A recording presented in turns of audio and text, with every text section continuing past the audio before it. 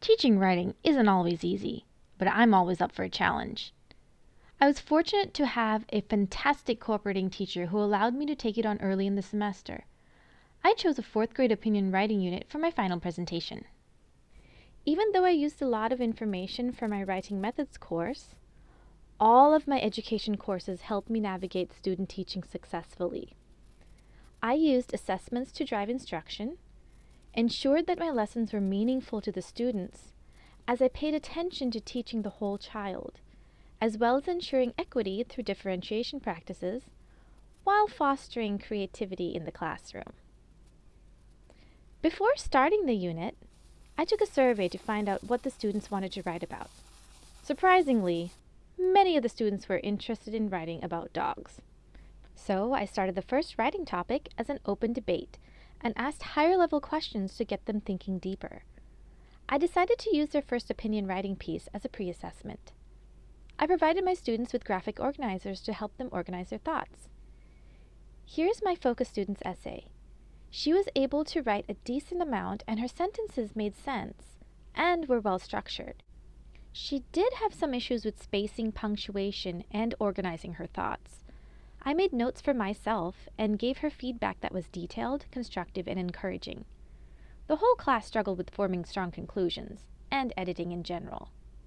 My focus student had a fairly low percentage of errors in her writing, most of which were due to lack of editing and revision. Here is an artistic rendition of my focus student. I didn't take any pictures, which is why I drew her. She is happiest when she's traveling, she loves singing, and her favorite subjects are math and writing. Her top 3 goals are to become a singer, sell art, and inspire other people.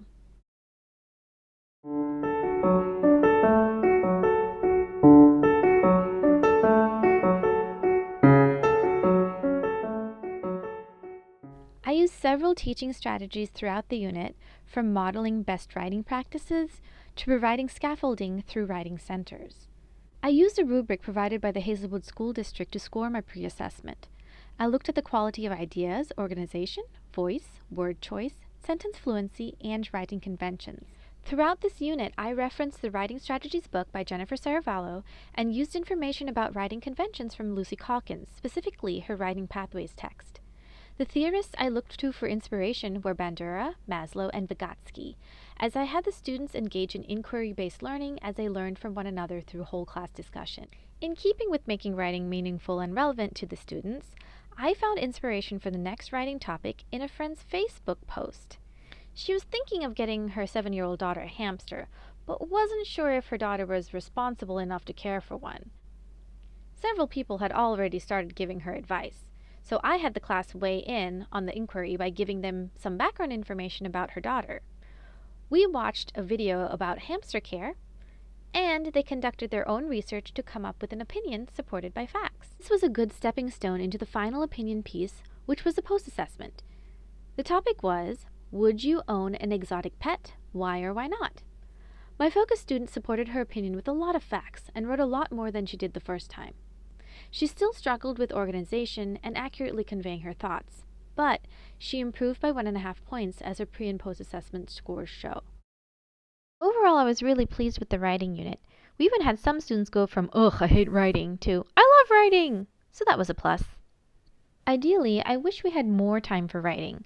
Even though the students applied their writing skills in other subjects, our actual writing block was at the end of the day, and realistically there was only about 35 minutes of solid writing time before students had to pack up and get ready for dismissal. We also didn't have any writing celebrations, which is something I will incorporate in my future classroom. This year was a challenging one, but it had a lot of bright moments, and man, do I miss those kids.